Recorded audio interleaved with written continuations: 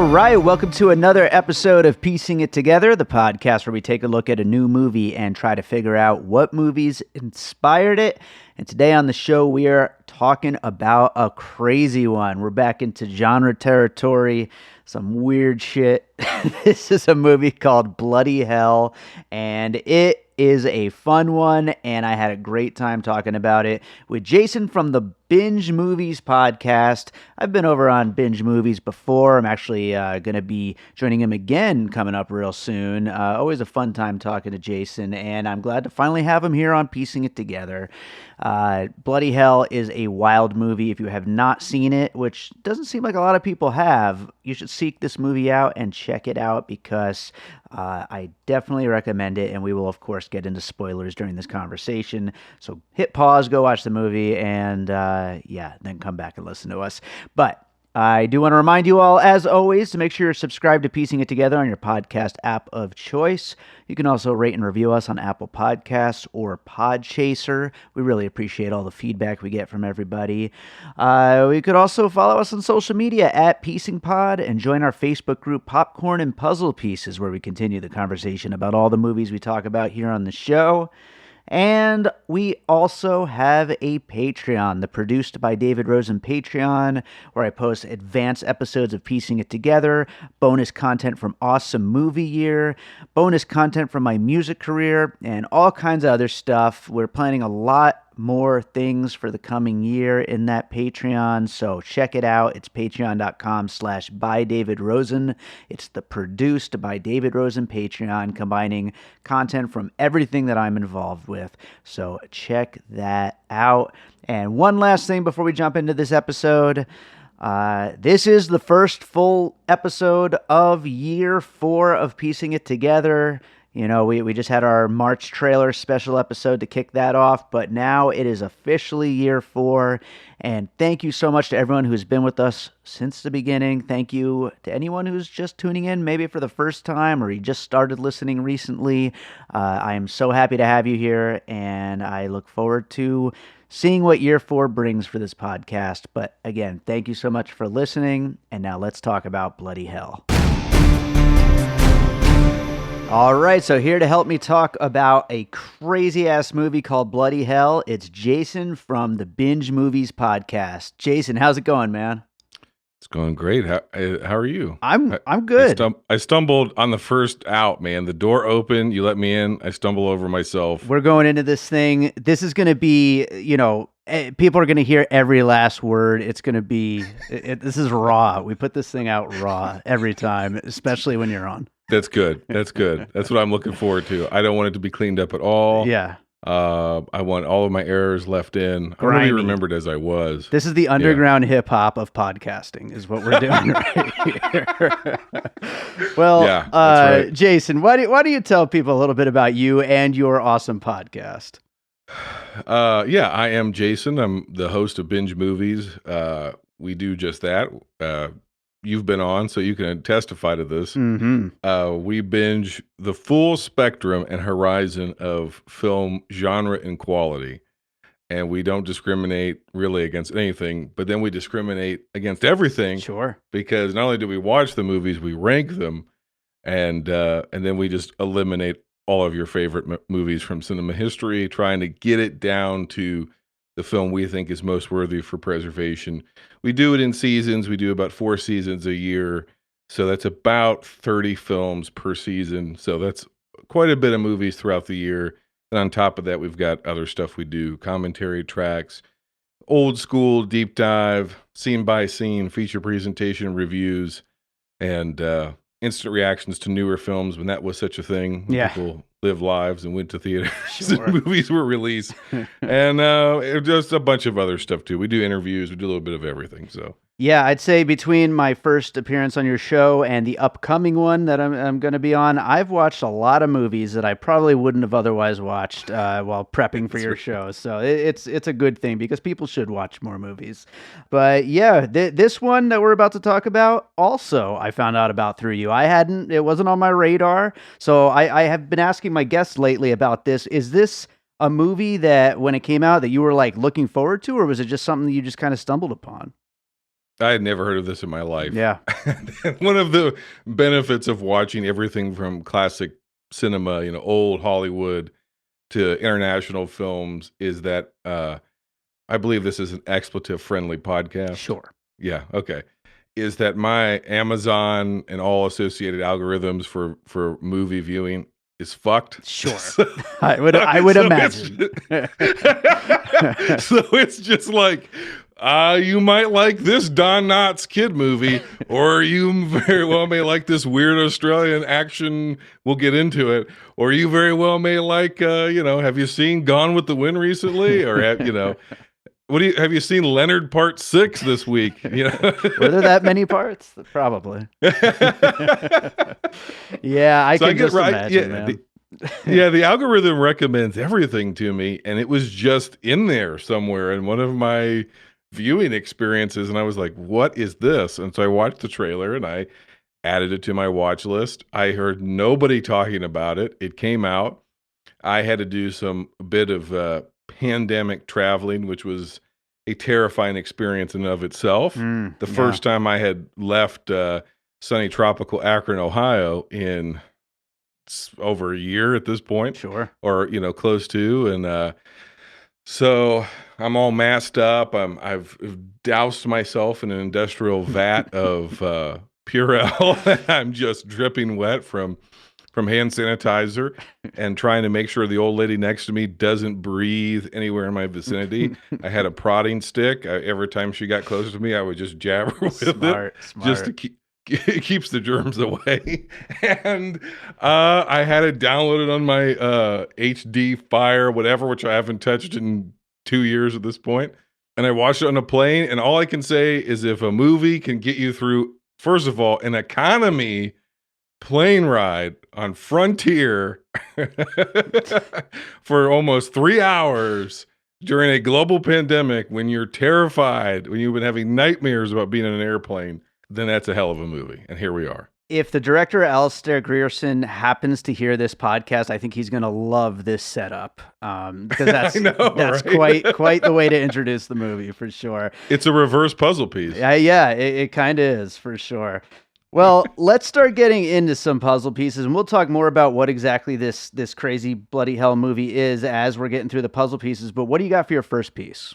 I got to start with the most obvious piece imaginable, which I'm betting money if anybody out there is listening to this and have seen it, they've thought of this, and it's Evil Dead 2. Okay, but more than Evil Dead 2, it's Ashley Williams from Evil Dead. Sure. He doesn't have the sophistication, I guess that's what you'd call it, the raw animal charisma of a Bruce Campbell, the Ben O'Toole. But the lead in this movie, there is a bit of an Ash, especially as we dive into some of the doppelganger stuff of the manifestation of his psyche. Sure, is very much like a demon possessed Ash, or a Ash, doing battle with himself. Yeah. No, absolutely. And you know what? I'm going to jump right in because I was considering including Ash on my puzzle piece list as well. But didn't, because I have two other characters that I was going to use that I think just go right along with Ash. And that is Roddy Piper's George Natta from They Live and Kurt Russell's Jack Burton from Big Trouble in Little China, which both of these characters, I think, along with Ash, really kind of paint the picture of what this main character, like you said, played by Ben O'Toole, his name's Rex, which, by the way, if you're writing a movie and you name your protagonist Rex, I mean, that's a good script right there. But yeah, this character is just such a big, dumb, smartass, but also kind of always tends to win kind of character, the same way Ash is, the same way these other guys are. And yeah, it makes for such a fun guy to watch get into such a crazy situation, then get himself out of that crazy situation. I think you hit the nail on the head, which is he's the type of protagonist who is on his ass the entire duration of the movie, right. Keeps getting knocked down and is behind, right? He's always coming from underneath. He's always fighting from behind in a charming, funny, self-destructive, barely going to make it through, devil may care kind of a way, and yet he is somehow proficient at enough things in this highly unlikely, improbable scenario that we find ourselves in this movie to see himself through with nothing more than some luggage and a golf club, among some other things. That's right. That's right. And also not stunned at all by the situations he gets himself into. No. Ash is dealing with, deadites and all that shit, and all the crazy shit in Big Trouble in Little China, and same thing here. This guy just doesn't bat an eye at the fact that he's dealing with a family of crazy cannibals. Which, by the way, that's where this movie ends up for people who haven't seen it yet. Although you should watch it before you listen to this conversation because we'll get into lots of spoilers. Yeah. But I will say thank you for bringing Evil Dead to the conversation because I have been criticized for bringing up Evil Dead way too much. So I'm glad you did it. So. Well, you're welcome. It was the obvious puzzle piece. I also, with Ben O'Toole, I saw a little bit of, in a previous generation or previous era, I could have seen this being Ryan Reynolds. Sure. And I also could have seen it be Robert Downey Jr. Actually, I was getting, so there was a couple of hints once he was in the basement and he was sort of kind of Sherlocking his way through, or at least his projection of himself was talking shit and thinking through how to get through. I was getting very, this is no one else will probably compare this to like a MCU movie, but I was definitely getting Robert Downey Jr. via Tony Stark. And I thought to myself, if you're ever going to do they're going to really just go full sellout, which we know they will at some point. Sure, yeah. If the MCU is like, well, Tony Stark's back, but it's the multiverse Tony Stark. This is the one from another dimension. I think it needs to be Ben O'Toole because he's channeling some like long kiss, kiss, bang, bang, rather energy here a little bit in a few scenes. Sure. So are you using Iron Man then as a puzzle piece here? Unofficially, I think the obvious is Ash from Evil Dead 2 in particular. I think the less obvious is, I think that Ben O'Toole is the Tony Stark that we actually never knew we actually wanted and needed. I love it. Well, we got some Iron Man on this list, and these are great characters, by the way. And I think that speaks to what makes this movie work so well is that we've got such a great central character, and that's the thing with these movies that we've had on the list so far is great central characters. I will go to another puzzle piece then, and we already kind of mentioned a little bit about the subconscious is characterized into this other version of Rex, who he interacts with and talks to. And so I thought of course, Fight Club. Spoiler alert for anyone who hasn't seen Fight Club, but with the Tyler Durden character, Edward Norton and Brad Pitt, they kind of have this rapport with each other. And by the end of the movie, we come to realize that, this is a projection of the Edward Norton character. And that is helping him get through this situation that he's kind of placed himself into. And so I think there may be a better version of that out there, but the first one that came to mind for me was Fight Club. I think you have to, right? Like, I think that is, especially for a certain generation of filmgoer, that's such an iconic, that's an overused term, but it's such an iconic movie. And it's really one of the first movies that kind of took a conceit of a novel, and obviously Fight Club is based on a novel, but it took a conceit of a novel and put it into a film in an interesting way, sure, which we hadn't really seen before. So unfortunately, when you do that, you kind of become the template by which, if anything even has an echo of that, it's like, oh, it's kind of got a Fight Club kind of a feel to it, a Tyler Durden feel to it.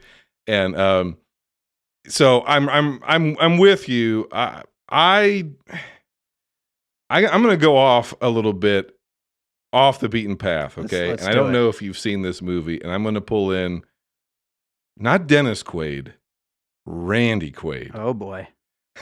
And I'm pulling in the film 1989 film Parents. Have you seen this movie? I don't think so. It is supposedly, ostensibly marketed as a dark comedy.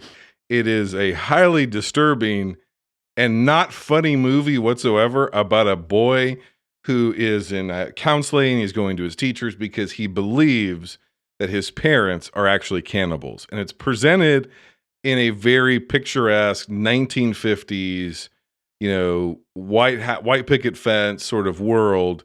Randy Quaid looks like the stereotypical 1950s dad. The pencil thin tie, the glasses, the white shirt, the short sleeve white dress shirt. The mom is wearing pearls as she vacuums the carpet. And people are going missing in the neighborhood, and they have unusually large portions of meat that are being served every night at the dinner table. And so underneath the veneer and the sheen of, 1950s post-atomic America, baby boomer happiness, white suburban utopia, they might be, and they probably are, horrific, horrible cannibals who are eating people. And it's very surrealistic, and it's very strange. And there's an underlying cruelty in the family that's a little bit more overt in this movie. But when we think about how this family is like presented for the first time, we have our boy downstairs in the basement having a Tyler Durden experience with himself. Sure. And then we have upstairs, we have this Finnish, I believe. Finnish, yeah. Very picturesque, European family in this very lovely home and this very beautiful countryside, house, cottage. It's slightly bigger than a cottage. And they're dismembering tourists and dining on them, at least to taste the meat before they serve it too. A whole other thing which we haven't even gotten into. Oh yeah, that is right. By the way, I'm looking up that movie. I like it. I've never heard of it, and I just looked it up. Directed by Bob Balaban. I didn't know that he directed any movies. Wow. You'll understand why this might have been his only foray into feature film. Jeez. Wow. Because it's like I told you, it's supposed to be like, it's a dark comedy. It's actually just very surreal and disturbing, and it's like they forgot to put the comedy in, and so it's just very, very uncomfortable for a very long period of time. And knowing what we know now about Sir Randy Quaid, it's sort of a precursor to modern times. Oh boy, yeah, no, that sounds interesting. That's for sure. When you start talking about people who are thinking and talking to themselves and were at projections of themselves and conspiracies operating against them, my mind went to Randy Quaid. Then you throw in the cannibal thing. It's like, bam, there's a puzzle piece. Perfect. Absolutely perfect. Well, I'll go to another puzzle piece. And speaking of the picturesque, scenery of Finland and this, beautiful little home, and they just seem like such a sweet family until you start finding out all the darkness and awful things that are happening there. I thought of Ari Aster's Midsommar, a movie that has, absolutely captured, the zeitgeist of the last few years as far as horror is concerned. And, again, it's in this area that you would not expect. And I believe it's Sweden, if I'm not mistaken. And it just seems like the most perfect, beautiful little getaway in the middle of the forest. And turns out it is just absolutely horrific, the shit going down in their little camp. Yes. And so, I just think it fits really well in that horror in a place you didn't expect it motif. I was getting, that's a really good connection. I was getting like Ari Aster by way of Wes Anderson vibe. So nice. Well, I actually used Wes Anderson as a puzzle piece on the Midsommar episode. So yeah, do with that. Did you? Yeah, do with that as you will. So. Okay, so you've already made the connection. A little bit. I the whole time I was thinking like, this is seriously like. First of all, we haven't even touched on a whole other genre that's in this movie. Mm-hmm. We've just kind of focused on the horror so far and maybe some of like the raw comedy. But I was just getting like, Ari Aster, but by way of Wes Anderson, especially when he's imagining, or smash cut to the family riding bicycles together through Helsinki or through the Finnish countryside. And I was just sort of like, in another world, in a parallel universe, there is a hyper twee version of this that is made by Wes Anderson. That's amazing. Well, and, Like, and that humor is what makes this movie stand out, definitely. I mean, it's Yeah. definitely what makes it work, because otherwise it's just kind of another one of these, direct to, I don't know, Shudder or something like that, horror movies, cannibal horror movies. Right. But it's a really funny movie, though, and that's what really makes it stand out. Yeah, it does.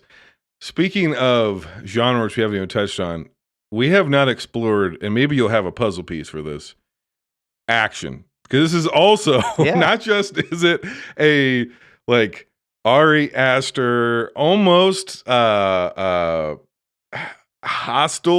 kind of vibe. Sure. I'm not really going to claim that as a puzzle piece, but it's a feeling, American goes to a foreign country and gets dismembered by people with weird accents, kind of a thing. Yeah.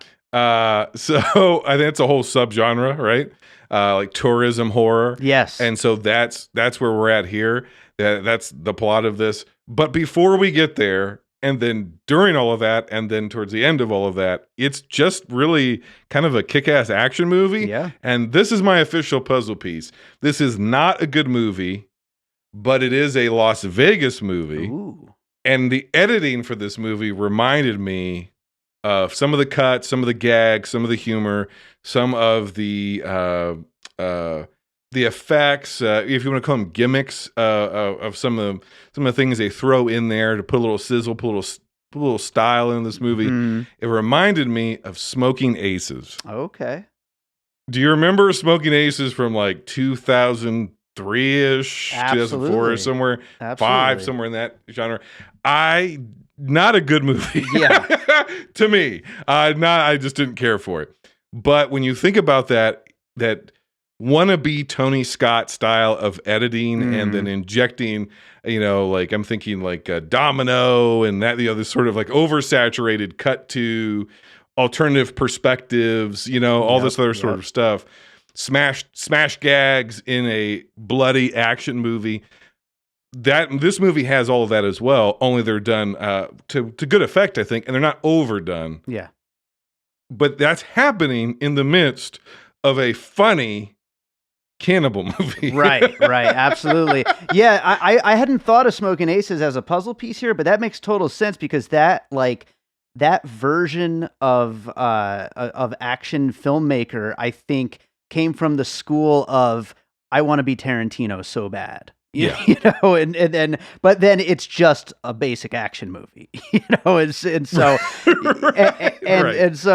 I think that's exactly where something like Smoking Aces comes from, and I think that the action sequences in this do, get that kind of a feel. That the action sequence in the bank is totally that era of action, and I would say almost done better than some of those, for sure. Yeah, I had to check when was this movie made? Mm-hmm. Because it's coming out now, but the way that the bank scene is lit, the way that it's desaturated, it's a heavily desaturated and it has a haze over it. I was definitely getting that early 2000s. Once again, I'm just thinking like Tony Scott before he passed, like very hyper sort of, but at the same time, the editing is hyper, the stylization of it is hyper, but the characters are almost all that Tarantino lackadaisical. Yeah. There's that detachment from almost what's happening around them. And so there's that weird juxtaposition between sort of hyper stylized filmmaking and then detached, laconic sort of too cool characters. But to your point, whereas like a Smoking Aces is like really kind of up its own butt of like, look how cool this is. Right. And it's just like poor man's Tarantino. I don't get that vibe from this movie. Right. I don't get the vibe that they're like, ooh, let's add this effect in. Yeah. Like, I don't get that, right? Or like, ooh, let's put a cut here for no reason. Right. I don't get that. It feels more relaxed and more natural and more native than that. So yeah, it's hard to say how a movie lands on that, like lands on actually feeling natural and cool, but because it does seem to have the same elements, but you're absolutely right. It just feels more like, let's make a fun movie, not show off or, just not try to be cool or anything like that.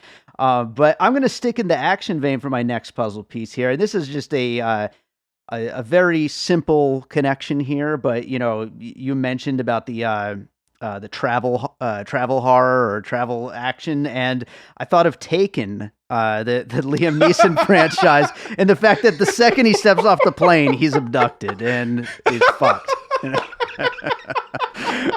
Oh my god! Poor Rex is basically the daughter in this situation. So yeah, he is both like his psychotic version of himself is the Liam Neeson. Yeah, but the real version of himself is the daughter. So Ben O'Toole is. That's a movie I want to see now. Yeah, just let's put a pause. I want to see. that would be. I want to see. Movie. Yeah, Taken, where the guy is the rescuer and the daughter at the same time. Like, that is hilarious. You know what I mean? Like, that would rule. It'd be a great role reversal movie, which is kind of also a subgenre, right? Which is like the villains do something and they don't realize who they're messing with. Yeah. And they take this person and they don't realize that the person they've taken is Liam Neeson. Mm-hmm. And it'd almost be funnier if it was Liam Neeson and they kidnapped the actor Liam Neeson, not realizing that Taken was based on true events. Oh boy. This rules. I want this movie now. I didn't want this movie 30 minutes ago. I didn't know I wanted this movie, but yeah. It's you had the seed of the idea. Listen, man, your network of podcasts and your whole family of associates out there, you can get a producer credit. Just give me that Harlan Ellison acknowledgement to the works of Binge Movies. Beautiful. And I'm set. Well, what do you got for your next piece? Sticking with action, but also going with genre bending, because as we've talked about, this is a action movie. It is. Let me ask you, would you go so far as to say it's a comedy, or would you say it has comedy beats? I would put this in the comedy category. Like we've been saying, it definitely mixes so many different genres, but I think it's a comedy first to me. Okay. So if we go comedy first and then what, probably horror next, would you say? I would say horror second, even though there's so much action, elements to it. I would definitely say comedy, then horror. Comedy, horror, and then action. Yeah. That brings my next puzzle piece, one name who has played in that pool many a time. I'm talking about my favorite, or at least one of my favorite working directors, Edgar Wright. Oh, yeah. And in particular, Hot Fuzz. Sure. Where Hot Fuzz starts off as really just a comedy police movie, and then with some horror elements sprinkled in, and then goes full on like English thriller, psychological horror, cult. Yeah. Movie, right? Like English, like it goes like Wicker Man almost in a way. Yeah. In this like sleepy English town.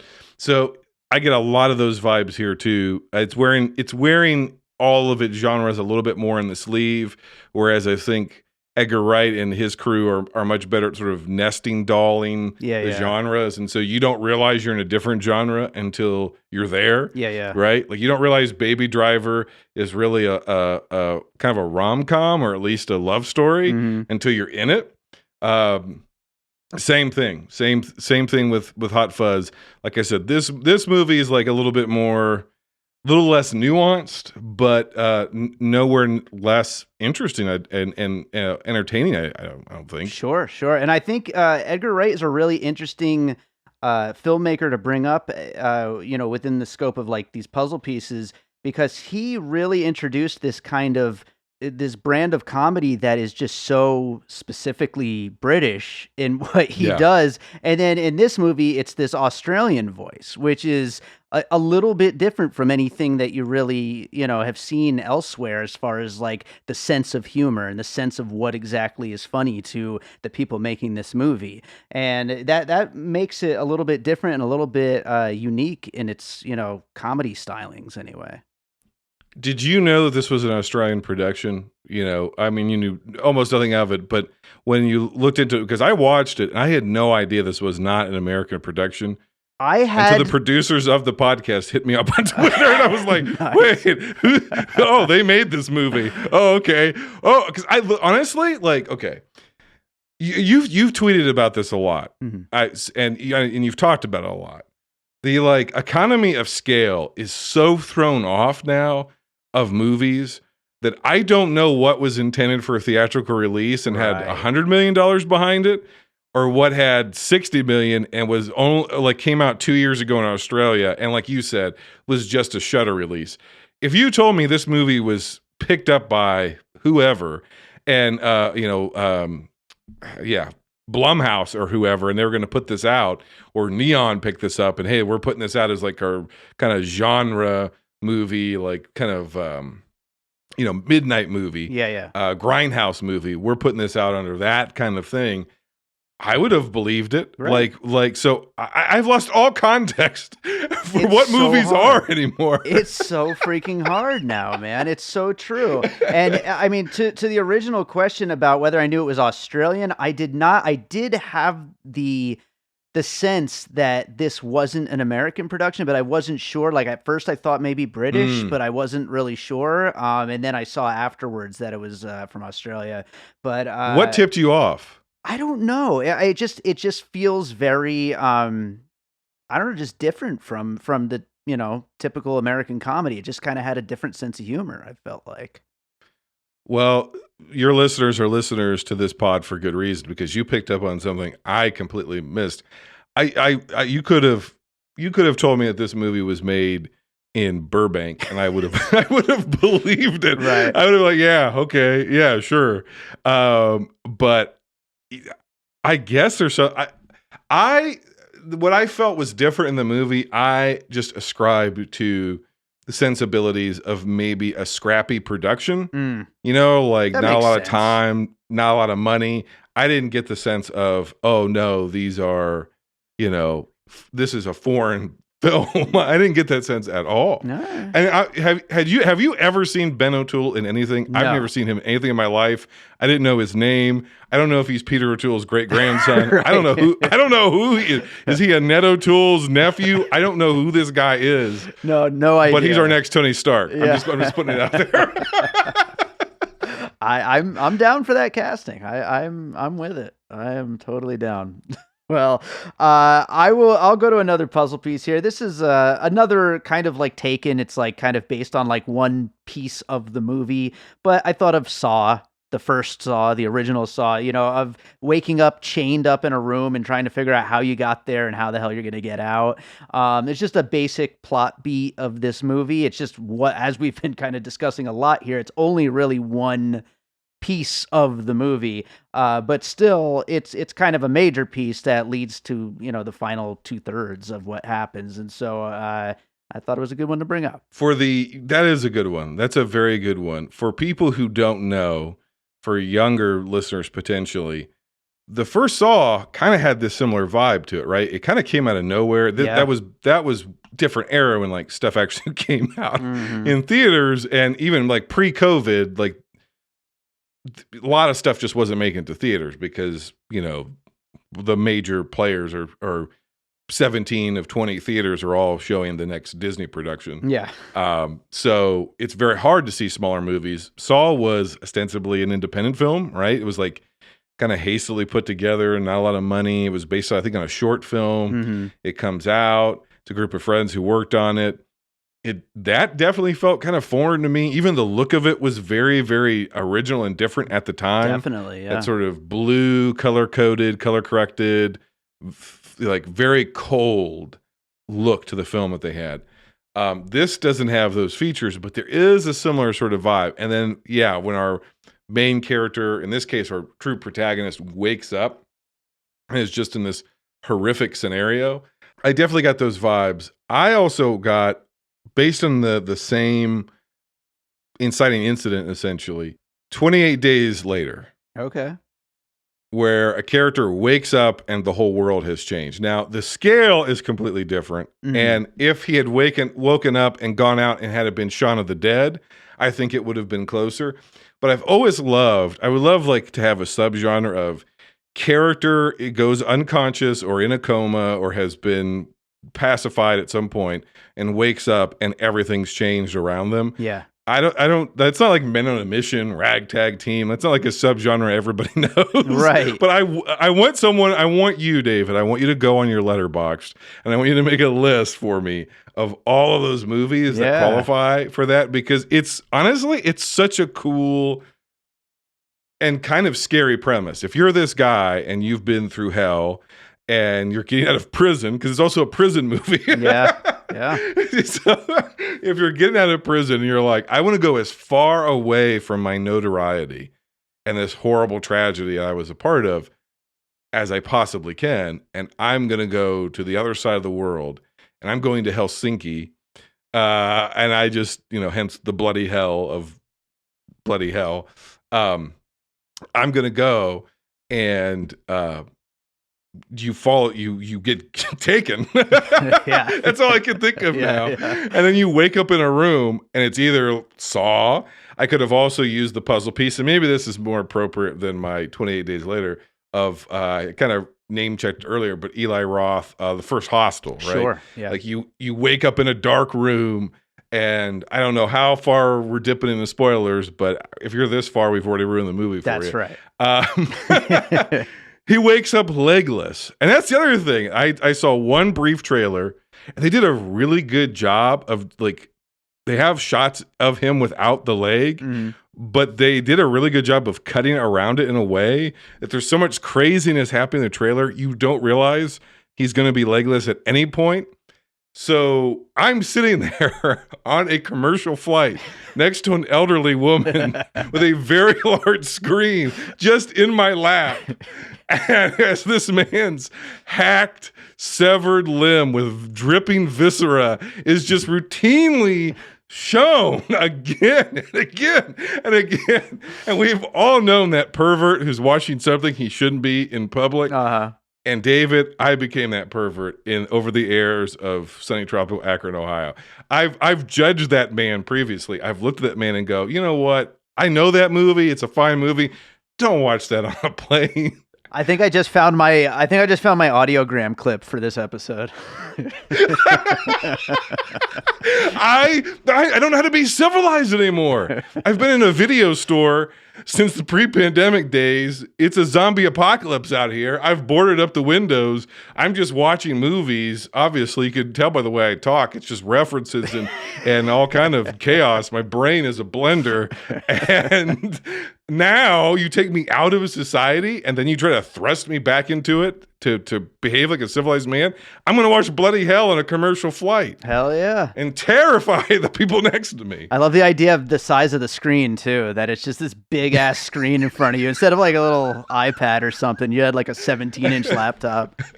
I love it. I know, these screens are big now, David. Yeah. You know they are. I love it. They're very big. They're very shiny. They're very obvious. And luckily, when you're wearing a mask and you're covered up and you're already dripping with hand sanitizer, people already look at you sideways. But when you're watching a movie where a guy is having his own personal Midsommar hostile experience in Finland, and he's screaming, and you could hear it through my Bluetooth headphones. This guy wakes up screaming.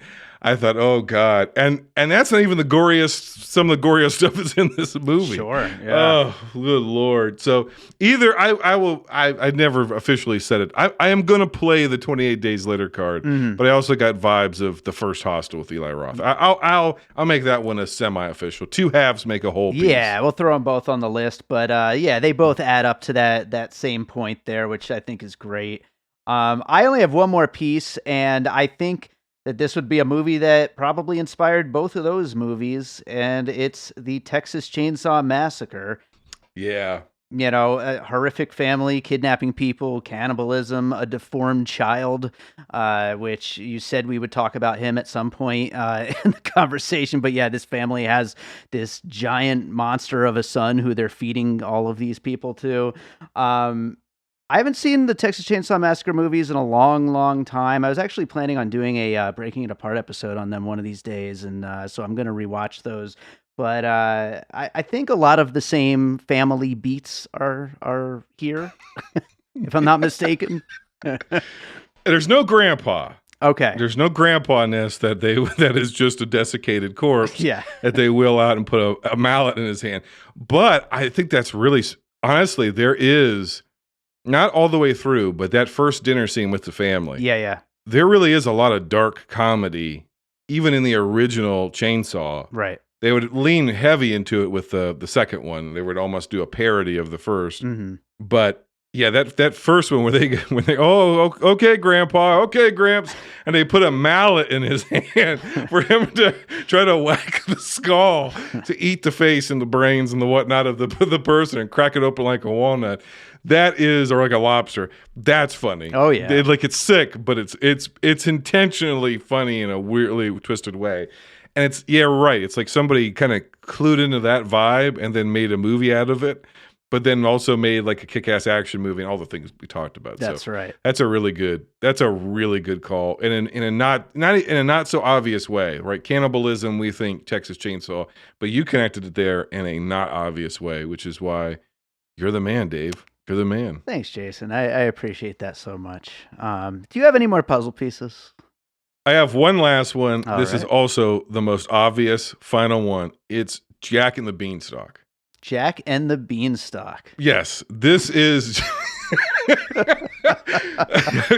You're looking at me like I'm insane. You're too nice to be like, that's a terrible thing. No, I always let my guests just roll with it. Like I want to hear this. I want to hear the connection. I know. I've heard you, and you have a little tick. I forget what it is, but I've listened to enough of your episodes now, where you go. Oh no, you go. Interesting. And that's okay. like, I don't agree with anything that you're saying. Oh, that's a really terrible take. But if you want to go with it, here's why. Little boy gets a bag of beans, Mm-hmm. and they're supposed to be magic beans, and he obviously grows a beanstalk, and he goes up into beanstalk land, Mm-hmm. and he's going around, and he's trying to escape his life, and what should he find but fee fi fo fum, I smell the blood of an Englishman, in this case an American. I smell the blood of an American. Here we are, and he's chased this creature. It's hard to say that this is like a person with a legitimate illness or disease. Sure. They gave birth to a monster. Yes. With no explanation. And the movie has a cold open of a flashback, and the ground literally shakes when he's coming, and it's boom, boom, boom. Like it's the T-Rex from Jurassic Park. Yeah. He's that big. And he's not that big when we finally see him, but he's still pretty big. And he's fairly deformed, and I think that they're either going for ogre vibes or definitely giant vibes. Sure. And I think Rex is a giant killer, and I think that's what this movie is really all about. It's about how he knocks the beanstalk down and kills the giant, and the whole town can celebrate. And I think that setting it in Finland, in some vaguely European place, and where a lot of the grim fairy tales came from, Yeah. then I think you're cluing into some of the inspiration for this, because what we don't realize is, because we read them and they're so archaic in the way that we read them, and they've been watered down over time, is the grim fairy tales were horror stories that were really morality plays. They were meant to sort of teach children a lesson, but not just children, people, and scare people. And there was like subversion, and if you've done any post-lit work, all of these tropes, and they were more gruesome, bloody. They were essentially horror movies before horror movies. Right. And they were legends, and they were folklore, and this movie definitely leans into this folklore feeling to it, as if it's like some fable you're watching. Right. Except for the fact that it's like a Tony Scott action movie, and it's like all the things that we said on top of that. Right. So I would definitely go Jack of the Beanstalk. If you think that's interesting and you don't agree with me, then let's just go Brothers Grimm fairy tales. If that's I'm not in. blowing up your skirt, let's just say it's ancient, weird European folklore, right? I like it. I like it a lot. I like how you really did pull that together, because you're right. This is kind of like a fairy tale, and that would be, the main one, because of the David and Goliath kind of thing going on, the monster and the little guy. And like, so I mean, yeah, that Jack and the Beanstalk, I get it. And that works as a puzzle piece. Do we want to spoil not the very, very ending, but the ending? I won't if you don't want me to. No, that's fine. Yeah. What do you got? Where we go full folklore is when he kills the giant with his own leg. Yeah. It's Chekhov's leg. If you take off a leg in one act, you got to bring the leg back in Act 3. He gets his leg out of the deep cooler, the refrigerator, where it's sitting on a platter, and it's been gnawed off, and the bone, the femur, has been sharpened because it's been gnawed on. Beautiful. He takes his severed foot and he shoves it down the throat, metaphorically speaking, down the throat of the cannibal. And he doesn't do a Romero, choke on it, choke on it. But I wish he would have. He says something, I think. Yeah. And the bone ends up going through the back of his head. He shoves the foot so far into his throat. And when he's choking on it and he asphyxiates on Rex's foot, he falls. And it goes to the back of his head, and they do not cut away, and a very gratuitous gore shot. Yes. It was, I think, mostly practically done and pretty well done. It was very, very well done. And that to me was like, that's folklore. Yeah. That's both the Taylor Swift album, and that is also the genre that we call folklore. I love it. So let's go ahead and do the finished puzzle. Then we'll get into some closing thoughts on this insane movie. But we, of course, talked about Ash and the Evil Dead. We specifically Evil Dead 2, of course. Also, They Live, Big Trouble in Little China, Iron Man, and a bunch of other Robert Downey Jr. roles. Fight Club, Parents, Midsommar, Smoking Aces, Taken, which I love that Taken is in this. It's so funny. Hot Fuzz, great puzzle piece. Saw, 28 Days Later, and Hostel, the Texas Chainsaw Massacre, and then we finish it up with Jack and the Beanstalk. And I think we have a great list here. I mean, this movie it's one of the things we've been kind of talking about is how this movie has so many different genres in it. And so, I mean, I think that's why this is such a wide-ranging list. As far as like closing thoughts, I wanted to throw one out there really quick. Just how funny it is that the reason he goes to Finland is because he spit a spitball at a map and it went the 3 times in a row. That scene just made me laugh so hard. I don't know, just the idea of it just being like kind of fate that he would end up there is just, I just think it just adds another layer of humor to it. That's pretty great. Yeah, that's part of that. I don't want to call it ironic detachment. That's not really what it is, but there's like a cheerful cynicism. Yeah, maybe, I think is a better. That's a good way of putting it. Yeah. Where it's there's some heavy stuff in the movie, and there's a few dramatic turns which I think are really well done as well. So I guess in summation for me, I would say it's obviously a recommend to your audience. Sure. We probably ruined parts of it, but I don't know that you can completely ruin it because there's more. There's even we hit the peaks. There's even more to this movie that we didn't dive into, and a lot of jokes that we didn't really touch on. And I think to me that's where the gold is in this movie. Is there's a lot of really good laughs in this thing. Yeah, and I think I've never heard of Ben O'Toole before, but I'm going to keep an eye out for him, and I hope he does more interesting work. I hope this crew behind this movie does some more interesting work. And would you want a Bloody Hell 2? I mean, I love the character enough that I could see it working, but I also think it's kind of a lightning in the bottle, kind of strange thing that shouldn't work as well as it does. So maybe it wouldn't, you know? Yeah. I don't know that you could put the pieces back together again for it to work because somehow they have taken these genres, which we've seen bent and interplayed before, like we've mentioned. A lot of the movies both you and I have mentioned are genre bending films, right? They play in a couple of different pools. There's a lot of people who try to do what they did here, and they do not do it effectively. And I think to maybe try to go back and do it again, maybe things wouldn't sit as comfortably the next time. Although there is something, at least on paper, very funny about a movie just called Bloody Hell 2. that is a There great like That's a great like title. just the thought of it is funny. Yeah. So I think maybe they should do it. I think they'd have to change the genre formula a little bit. That's what I was going to say. I think the way to approach it, and there's not a chance in hell a movie like this ever happens ever again because of the way Hollywood is at this point and the way that box office returns are, but an Army of Darkness to an Evil Dead 2. Like, where the character just gets thrust into this insane new situation that is so over the top and just totally different genre, totally different time period even. Like, I mean, just go all out with everything you could think of sequel that maybe is completely unwarranted, but becomes the best movie ever, Well, aren't all of the Evil Dead movies completely unwarranted from the first one to the second one, which is a remake of the first one too? They're the best.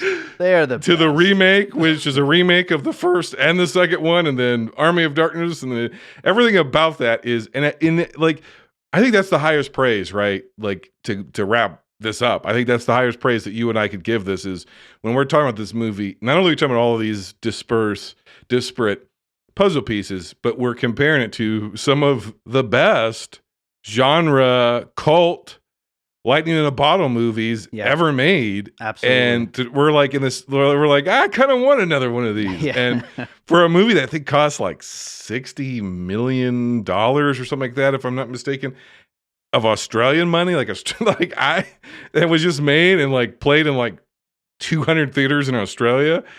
That's high praise. Like, I'm not saying this is like the next Mad Max per se, but I'd watch a post-apocalyptic Bloody Hell 2, wouldn't you? Hell yeah, I'm in. Right? I am in. Yeah, Bloody Hell in space. Bloody Hell in space. Okay, let's go. You don't need your leg in space, so you don't. Oh my gosh, yeah. If anything, it helps, right? Yeah, that's right. All right. I think that's a good place to wrap it up. Jason, is there another movie you watched recently that you loved that you'd like to maybe recommend? I watched Barefoot in the Park recently. Okay. This could not be any more different. And it's not just the feet connection, right? Of like Legless in the Park, Legless in Finland, and Barefoot in the Park. But I watched Barefoot in the Park recently, and I really, really enjoyed it. I told you, I watch everything, so I just really enjoy it. And Robert Redford doing physical comedy and just comedy in general, I've never seen him really do it. I had done, I'd acted parts of Barefoot in the Park, but I don't think I'd ever seen the movie. And I played Paul. I played the Redford part, and I had never actually seen the movie. I finally got around to watching it, and it's very, very lovely. It's a very lovely film. It's a nice Sunday afternoon watch if you just need a nice, if it's spring wherever you are and it's kind of rainy but kind of warm, and you can kind of, lift your windows open a little bit, get a little fresh air, and watch Barefoot in the Park. Go for it. Nice. Good recommendation right there. Well, why don't you tell people where they could find your podcast? We are available everywhere that podcasts can be found. Apple Podcasts, Spotify, Stitcher, TuneIn, Spreaker. I don't know how we ended up on Spreaker, but we're there. And everywhere else. You can find us on social media at Binge Movies. You'll see all kind of oddities on that Twitter thread. And you'll see us frequently engaging with the host of this podcast, Mr. David Rosen. And we're mostly hosted on Podbean, so just go to bingemovies.podbean.com. We offer sponsored episodes if you want to go on there and hit a sponsorship button. And we're launching a membership deal, which I'm pretty excited about, where you'll actually get a card from us with your personal details on it. It will entitle you to benefits for the podcast, which are going to be named later. We haven't announced it yet, but it's the old school video store card for the 21st century, and we're excited. So if you're a binge lord and you're a listener and you follow me over here, make sure you listen to David Rosen's podcast. Thank you, David, for having me on. And if you're a piece it together aficionado, David's been on before, and you're going to be, as we record this, you're set to come back. So that's right. I'm looking forward to it. I got to watch a couple more of the movies in the next couple of days, and then I am ready. So I'm looking forward to that. Yeah, and at some point in the not too distant future, we will be talking about what is the quest of the rock aliens, something like that. What a movie! Let me just tell you, throw that on the recommendations here at the end of the episode too, because holy shit. Holy shit, indeed. So if you want a deep dive of, you want to hear more of David's thoughts and some, he'll bring some puzzle pieces. We'll bring some binge. We'll put it together and we'll talk about a movie no one's heard of. That's right. That is right. But I'll be looking forward to it. Well, thanks so much for joining me, Jason. It was great finally getting you here on the podcast. And I look forward to talking to you again soon. Yes, sir. Deeply humbled. Thank you for the opportunity.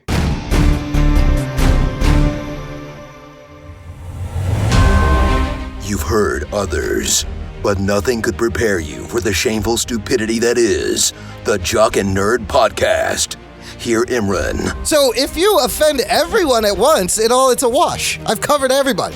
Anthony. Sorry, I was texting. Say that again. And Rug Boy. Yeah, whenever there's a snowstorm, my slack hole tightens up. As they talk over one another. Just exactly John the same Connor as, was the fucking Terminator. We're talking over each other. It's fine. Sorry. Swear. I had boobies. And ask you for money. Just give us the money. The Jock and Nerd Podcast. It's campy, silly, goofy fun. Jock and Nerd. All right, so I hope you enjoyed that conversation about Bloody Hell. Seriously, if you haven't watched it yet, go seek this movie out. It is a fun one. And that's it for today's episode. Thanks to Jason for joining me. Go check out Binge Movies. I will be on an episode coming up real soon, so that will be fun. And thank you, everybody, for listening. Like I said at the top of the show, this is year 4 of piecing it together, and I am really looking forward to making this the best year this podcast has had yet. I got so much stuff planned. It's just a matter of getting to it all. I'm currently, as I've mentioned multiple times on the show, I'm currently finishing up the score of a feature film. It's this 2-hour and 14-minute long film. It's a beast, but once I get done with that, it's going to be time to start planning a whole bunch of stuff. I want to get back to some new Missing Pieces episodes, some new Breaking It Apart episodes, of course, continue constant new regular episodes as well. Also have a few other tricks up my sleeve, some other things I want to try doing, but just need some time to do it, and that time is coming up soon, I am sure. Maybe, hopefully, we will see. So, thank you as always for listening, and if you're not subscribed yet, make sure you get subscribed. We're, of course, wherever you're listening right now, but we're also on all of the major podcast apps, whichever one you like to listen to podcasts on, click that subscribe button. We also really, really, really, really, really appreciate it if you share the show. That is the way we're going to keep growing this thing, so share the show. You could also rate and review us on Apple Podcasts and Podchaser. That would be amazing if you did that. The more reviews, I don't think the whole thing of podcasts where the amount of reviews and ratings it gets on Apple Podcasts, that it really matters, but some people put a lot of stock in that whole thing. And, I recently got accepted into the Las Vegas Film Critics Society, and actually the day that this episode goes up, our awards will be hitting for the Las Vegas Film Critics Society for the 2020 movies. So that's very exciting. But for more opportunities like that, the reviews are one of the things that people seem to look at for whatever reason. So, even if you just want to say, I love this show, 5 stars, that's great. Leave us a review that says, I love this show, 5 stars. If you want to say, I love this show, 4 stars, I'll accept it. Any lower than that, though, you don't have to do that. But leaving a review and a rating would be helpful, because there are some people who seem to really, want to see that. To me, personally, I want to see the constructive criticism reviews. I want to see people who want to tell me what would make this show better. So fall somewhere in between there, the 5 stars and the constructive criticism, and I'll be happy. Leave us a review. Also, don't forget about the Produced by David Rosen Patreon. Follow us on social media at Piecing Pod. Join the Facebook group Popcorn and Puzzle Pieces. I think that's all the things that I'm supposed to say at the end of an episode. Check out the other All Points West podcasts, I guess. Entre Dos, Bird Road, Awesome Movie Year, All Rice No Beans, everything else we're up to. Go check those out too. And that's it. Let's close this thing out with a piece of music like I always do. I know I played this on the show before, but I think it's been a while, and I think it fits for a movie like Bloody Hell because it's big and upbeat and crazy, and one of my favorite tracks. It's from my album Head Like Fire. It's called Devil. Enjoy this track, and I will have news about a new album soon. It is coming, but for now, check out all my albums that are available on iTunes and Spotify and all those places. This one, again, is called Head Like Fire. The song is Devil, and we'll be back with more Piecing It Together coming up real soon.